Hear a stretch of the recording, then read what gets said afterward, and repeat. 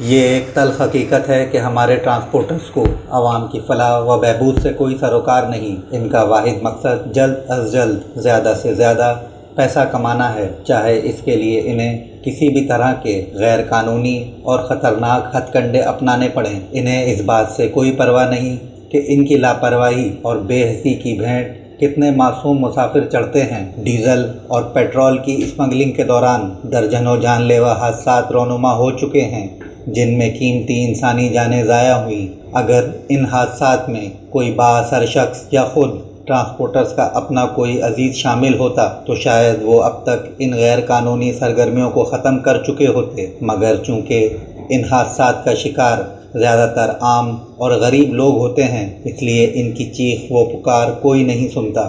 اب جب ضلعی انتظامیہ نے اس معاملے میں سخت قدم اٹھانے کا فیصلہ کیا ہے تو کسی بھی قسم کے دباؤ میں آئے بغیر اپنی پوزیشن پر قائم رہنا چاہیے۔ کوسٹل ہائی وے سرکاری اثاثہ ہے، جسے کسی ٹرانسپورٹر نے زکوٰۃ یا فطرے کی رقم سے تعمیر نہیں کروایا کہ وہ اپنی اجارہ داری قائم کر سکیں۔ انتظامیہ کو چاہیے کہ وہ کوئٹہ کے ٹرانسپورٹروں سے رابطہ کرے اور انہیں یہاں اپنی سروسز فراہم کرنے کی ترغیب دے تاکہ عوام کو بہتر اور محفوظ سفری سہولیات دستیاب ہو سکیں۔ ایک اور اہم مسئلہ یہ ہے کہ ٹرانسپورٹرز یہ دعویٰ کرتے ہیں کہ ان کے پاس وسائل کم ہیں، مگر حقیقت اس کے برعکس ہے۔ اگر وہ واقعی دیانتدار کاروباری ہوتے تو مسافر بسوں کو صرف مسافروں کے لیے مخصوص رکھتے اور ڈیزل و پیٹرول کی ترسیل کے لیے علیحدہ گاڑیاں استعمال کرتے، مگر ان کا اصرار ہے کہ وہ مسافروں کے ساتھ ساتھ خطرناک طریقے سے اسمگلنگ بھی جاری رکھیں گے، جو کہ نہ صرف غیر قانونی ہے بلکہ انسانی زندگیوں کے لیے بھی سنگین خطرہ ہے۔ ضلعی انتظامیہ کو اس معاملے میں کوئی نرمی نہیں دکھانی چاہیے۔